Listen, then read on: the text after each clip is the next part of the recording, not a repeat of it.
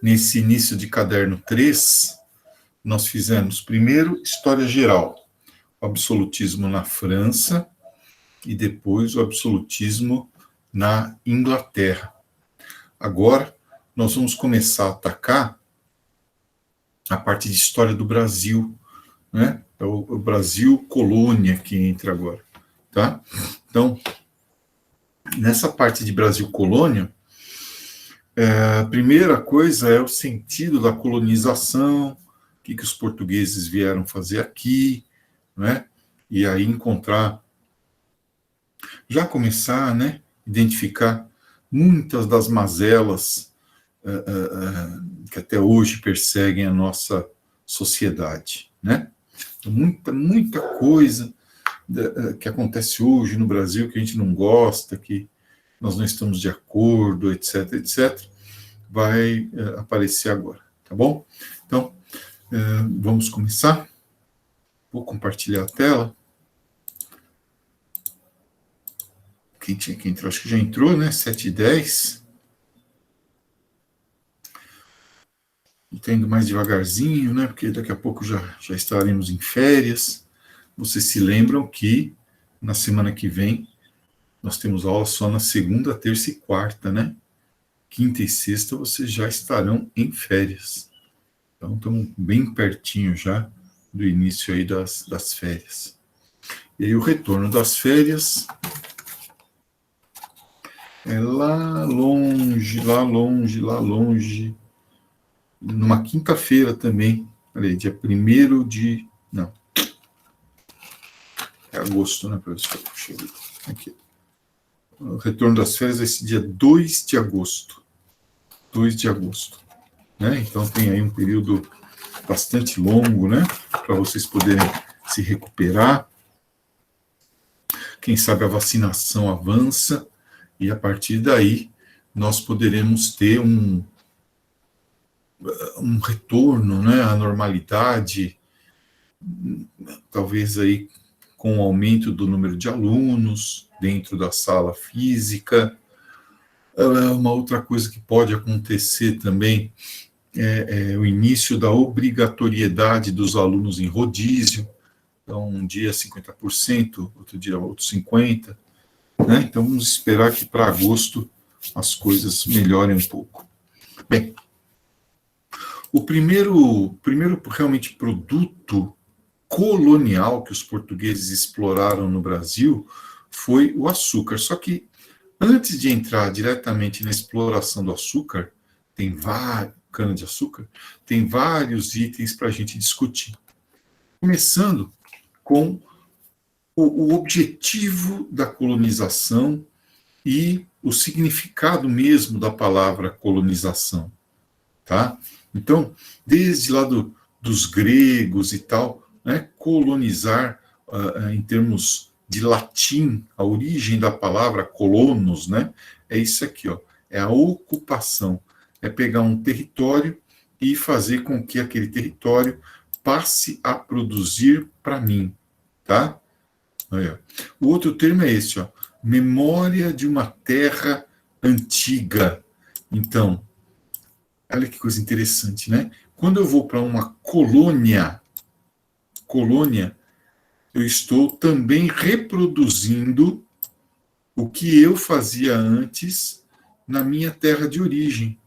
Eu quero uma sociedade que seja mais ou menos um espelho daquela em que eu vivia, só que produzindo riquezas para mim e também para aquela área onde eu vivia, que eu chamo de metrópole. Metro quer dizer mãe, polis, cidade, né? Então, a cidade-mãe vai ser reproduzida com defeitos aqui na colônia. É a memória da terra antiga, tá? Assim, eu vou transmitindo e vou legando, portanto, para as próximas gerações, todos, ou alguns, ou os que interessem, fatores que estavam presentes lá na metrópole. Então, por exemplo, aqui agora, nesse instante, nós estamos nos comunicando em português. né? Que é uma herança da metrópole. É uma prática falar português, palavras que têm significado e que vem desde lá de 1500.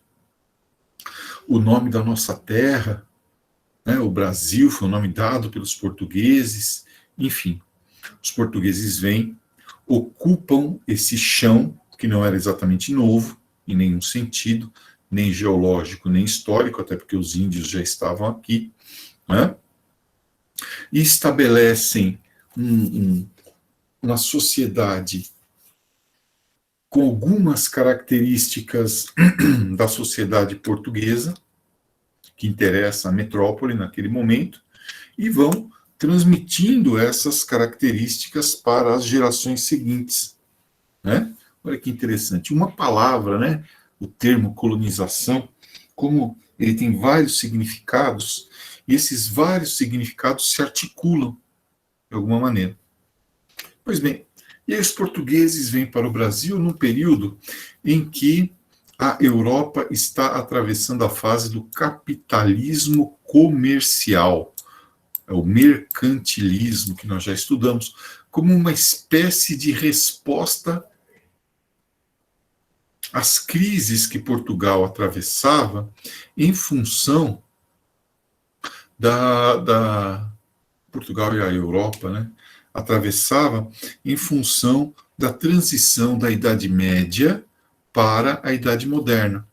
Então, a Europa tinha um grande déficit comercial, quer dizer, a Europa, na Idade Média, final da Idade Média, comprava muitos produtos da Ásia,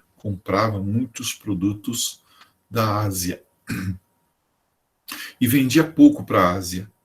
Então, a Europa precisava de uma sociedade, de um lugar, a colônia, que comprasse produtos europeus e que fosse forçada a isso, a comprar produtos europeus.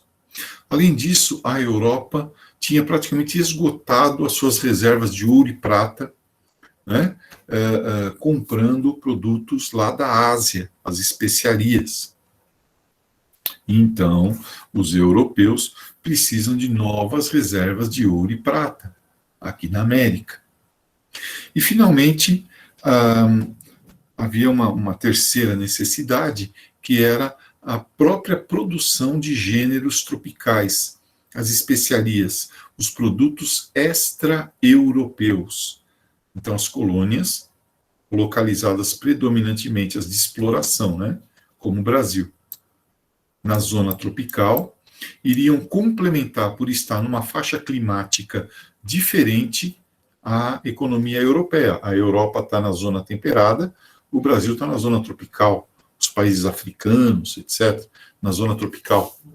Então, nós vamos fornecer esses produtos para eles, tá? Metais preciosos, vamos fornecer mercadorias de baixo valor e comprar mercadorias de alto valor, né? E vamos também fornecer gêneros tropicais extra-europeus, portanto, complementares. Nas colônias que ficaram na própria área temperada, né, lá as colônias americanas, da Inglaterra e mesmo da França, não havia essa complementaridade, né? Era uma colonização de povoamento. É outro tipo de colonização. A nossa é uma colonização de exploração que visa, dentro do pacto colonial, né, das relações entre metrópole e colônia, fornecer gêneros tropicais, metais preciosos e mercadorias de baixo valor agregado para a metrópole e comprar da metrópole mercadorias de alto valor agregado, as chamadas manufaturas. Mais ou menos o que nós fazemos até hoje.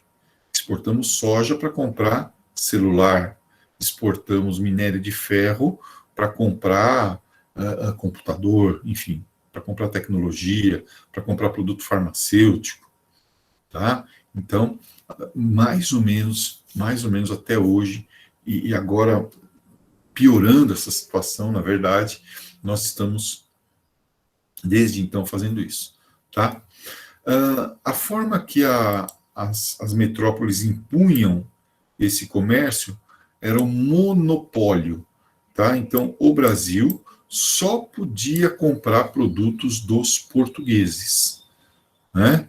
Isso é o monopólio, é o centro, é o coração do pacto colonial. Quando você elimina o monopólio, você elimina também o pacto colonial, né? É o que acontece em 1808, quando Dom João VI abre o mercado brasileiro para a Inglaterra, né? A famosa abertura dos portos, tá? Então, o monopólio é a obrigatoriedade do Brasil comprar produtos portugueses, né? Nenhum outro país poderia fazer isso, vender para o Brasil, tá bom? Assim, a América torna-se essa zona complementar de fornecimento, que no final das contas, fornecimento de capital para a Europa. Nós somos pensados, nós, Brasil, somos pensados para ter prejuízo e para dar lucro para a nossa metrópole. Nós somos projetados para isso. Nós somos uma área de Portugal, somos uma colônia, pensada para dar lucro aos portugueses, lá na Europa, concentrar capital na Europa, tá bom? Vejam como esses legados, né, continuam muito, muito presentes na nossa sociedade, né? Nós vemos, nós brasileiros, né, também são 500 anos de colonização mental, né? Nós brasileiros vemos com bons olhos quando levam embora nossas riquezas. Nós não nos importamos muito, para falar a verdade, né? Tirando uma minoria importante, mas numericamente ainda pouco significativa. Eu espero que isso mude. Nós não nos importamos muito quando destroem a nossa natureza, né? Quando a gente vende coisa barata e compra coisa cara, quando a gente valoriza tudo que vem do estrangeiro, ainda temos uma mentalidade extremamente colonizada.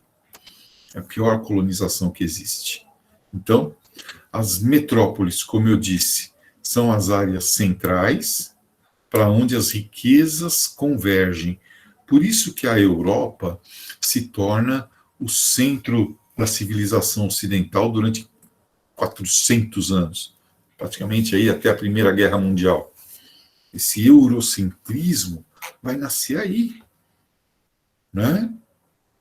Porque imagine só, riquezas, lucratividade, afluindo da África, da América, da Ásia, tudo para a Europa, e se concentrando toda essa riqueza, fruto do trabalho e da natureza de outros lugares do mundo, num só lugar pequeno. Que a Europa é pequena. É claro que essa riqueza toda vai ser, em algum momento, utilizada para avançar as técnicas e a exploração, etc, etc. Fazendo com que a Europa passe a comandar o mundo. E nós somos as colônias, né? Aquela periferia que apenas complementa a economia europeia, com aquilo que a Europa não produz ou não produz com a mesma eficiência que nós, e fornecemos gêneros para eles lá, tá? Gêneros alimentícios, minerais, etc. Bem, a primeira etapa da nossa colonização, que vai de 1500 a 1530, é chamada de período pré-colonial, porque não se estabeleceu aqui no Brasil uma colonização de fato, né? Uma fixação do colonizador, porque os portugueses estavam mais interessados lá no comércio de especiarias. O Brasil era meio que um pit stop, né, para as expedições que iam em direção à Ásia, né? Por conta do Tratado de Tordesilhas, o Brasil passou a pertencer a Portugal, né? Ficou na zona de influência portuguesa. E é claro que os portugueses já sabiam que existia. Isso aqui é Portugal, aqui é a Espanha, aqui é a África, mais ou menos, Os portugueses já conheciam bem aqui o Brasil, tá? Então, a linha de Tordesilhas passando por aqui, aquele tratado, né, Tordesilhas, entre Portugal e Espanha, e os portugueses vinham tomar posse. Os portugueses estavam cansados de saber, que eles estavam fazendo isso aí desde 1415, né? Eles estavam cansados de saber qual que era o caminho, dando a volta na África. Em 1488, Bartolomeu Dias cruzou o Cabo da Boa Esperança. Pois bem, em 1500, olha o que falavam para a gente na escola e a gente acreditava. Em 1500, o Cabral saiu de Portugal, aí do nada a esquadra dele teve um pequeno desvio, ele aportou aqui no Brasil e voltou direitinho no caminho para a Ásia, depois de ter vindo para o Brasil, né? Então, é evidente que os portugueses só vieram aqui para o Brasil para tomar posse de uma terra que já havia sido 4, 5 anos antes destinada a Portugal pelo Tratado de Tordesilhas. Tá? Inclusive, Portugal empurra a linha do Tratado de Tordesilhas para pegar uma parte do território brasileiro. Bem, então, a ideia de que Portugal descobriu o Brasil por acaso é mentira, né? Os portugueses, aliás, descobriram um termo errado também, porque parece que o Brasil estava coberto, não é? Eles vieram aqui, o Brasil. Não. É? Bem, então o desinteresse é porque a maior parte da riqueza vinha da Ásia, com as especiarias, tá? Não esqueçam que a viagem de Vasco da Gama deu um lucro de 6.000% para os seus investidores. Tá? Segundo, o outro motivo do desinteresse português. Inicialmente não se achava que houvesse aqui no Brasil metais preciosos, né? Os índios não tinham metais preciosos e tal, então não havia por que iniciar um processo colonizatório.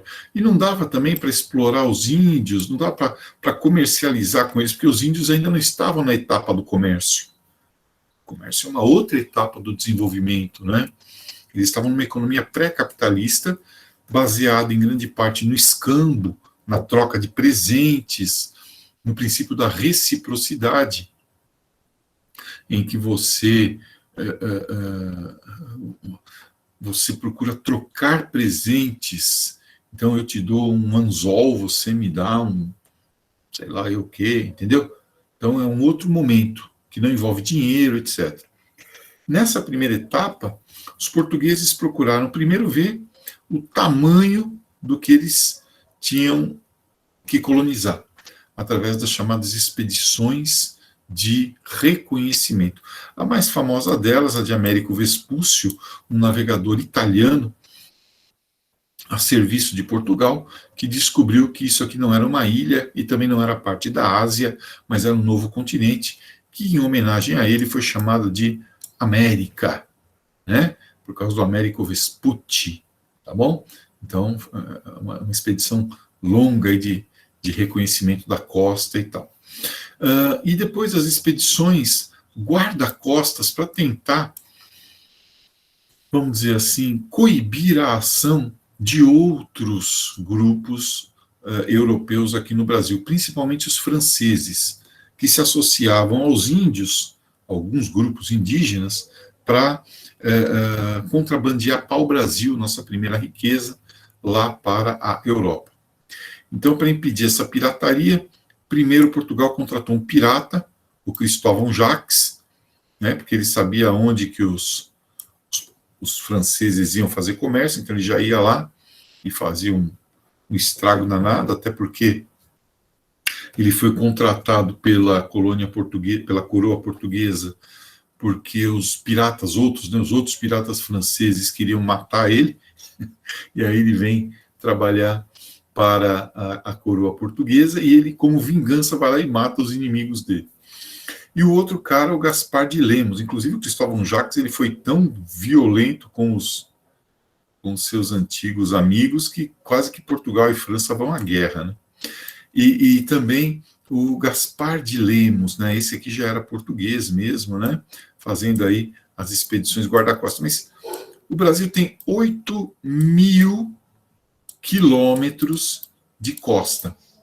Como é que com meia dúzia de naviozinho você vai patrulhar 8.000 quilômetros de costa? Não tem como, né?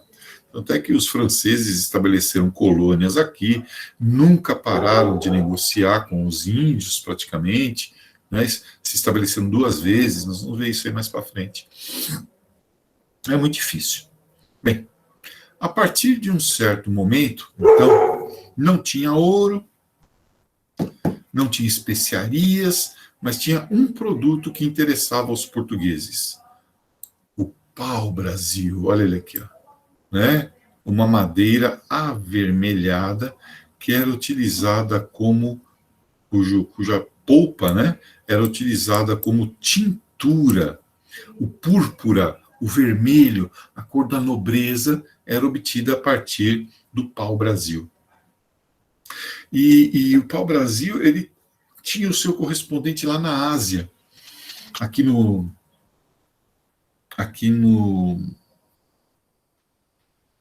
Brasil, os índios chamavam o pau-brasil de Ibirapitanga. Ibirapitanga, né? Alguma coisa mais ou menos como sangue seco. Sangue seco, é a palavra Ibirapitanga. Tá? Então, Portugal mais ou menos estabeleceu uma forma de exploração. O Brasil sempre tem que dar lucro, tá? Não vamos deixar quieto lá, deixa os índios lá, manda uns colonos para a gente. Não, é para dar lucro. Então, Portugal primeiro arrematou num leilão o direito para que algumas pessoas viessem explorar pau-brasil aqui, os arrendatários, por um período de 5 anos. O primeiro arrendatário a conseguir isso foi um judeu convertido ao cristianismo chamado Fernando de Noronha. Então ele, num leilão, conseguiu arrematar o direito de explorar pau-brasil. O estanco era o monopólio, então ele podia explorar pau-brasil, sim, mas só podia vender esse pau-brasil para Portugal, né? Assim, ele e outros, né, começaram a negociar com os índios, que faziam a exploração desse pau-brasil no meio das florestas, né? Iam lá, cortavam o pau-brasil, tiravam os galhos, deixavam só a tora, levavam o pau-brasil para as feitorias. É o escambo, quer dizer, em troca do pau-brasil, os índios recebiam presentes, tecidos, sei lá, quinquilharias, né? Anzol, colar, perfume, coisas de vidro, coisas que eles achavam bonitinhas, que nem a gente hoje em dia, né? iPhone, enfim. E as feitorias, o que são as feitorias? É o lugar onde é uma mistura, né? É uma mistura de fortaleza para se defender dos índios e também de piratas, né?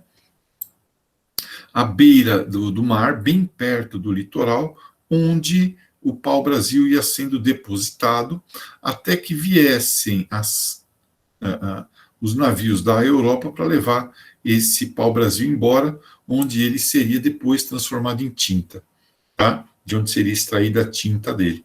Então, um misto de entreposto comercial e fortaleza, né?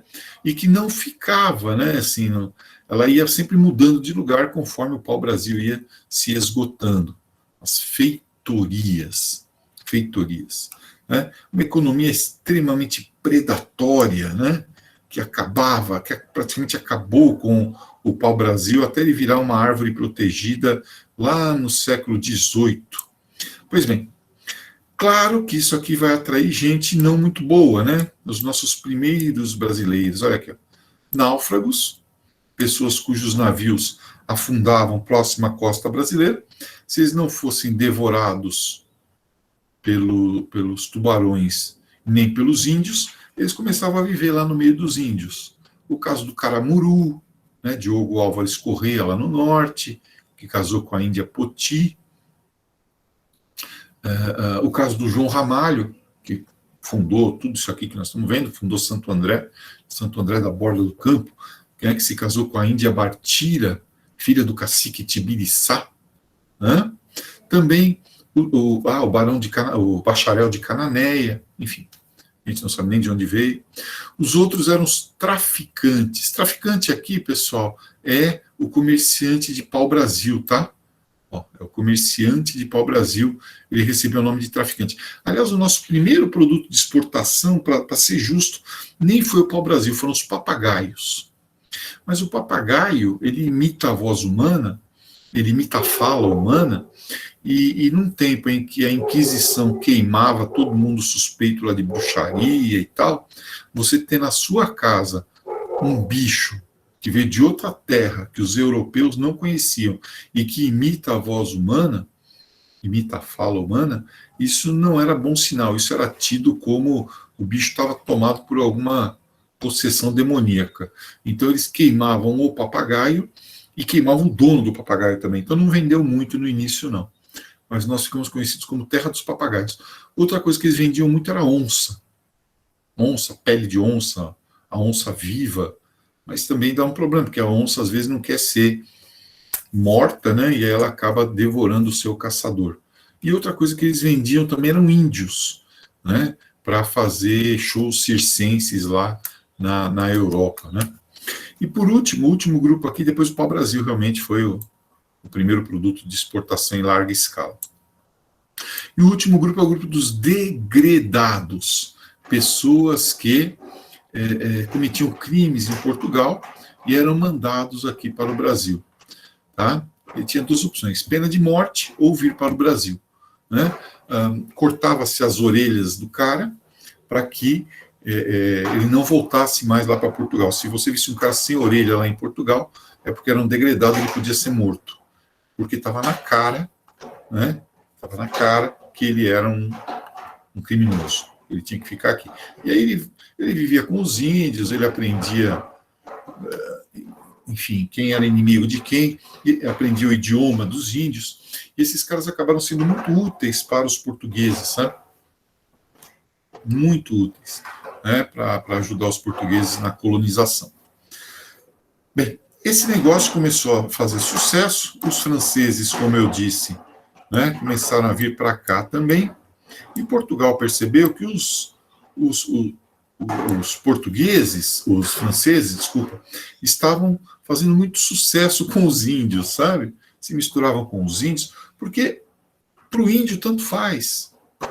É que nem para a gente, se eu te apresentar um tupi e um guarani, um atuari, o aimiri e sei lá, um corubo, você não vai saber a diferença. Um yanomami, para o índio, o francês, o português, era tudo igual, era tudo branco, era tudo europeu. Estava aí para levar pau. Então, eles, né, vendiam lá para os franceses. Tá? Além disso, Portugal começou a ter prejuízo no comércio lá da Ásia, né? Portugal é um país pequeno, não tinha como defender as rotas comerciais exclusivas para a Ásia.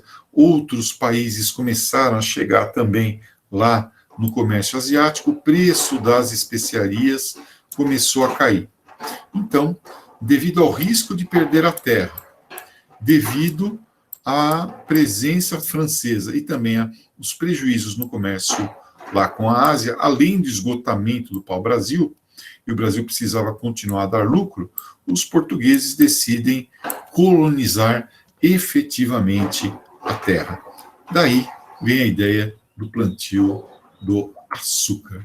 Tá bom? Bem, são 7h40, daqui a pouco vocês vão entrar em outra aula, deixo vocês com os exercícios dessa aula. No próximo encontro nós os corrigiremos. Também gostaria de parabenizar o Márcio, a Manu e outros, né, do primeiro colegial, que ontem entraram no encontro de profissões do Anglo. Né? Inclusive o Márcio já mandou relatório para mim, a Manu também. Manu não, Maju, Maria Júlia. Mandou para mim também o relatório lá do Encontro de Profissões Anglo, que continua amanhã, né? Então, o Anglo, ele manda antes o e-mail com o link, a Sofia também, né?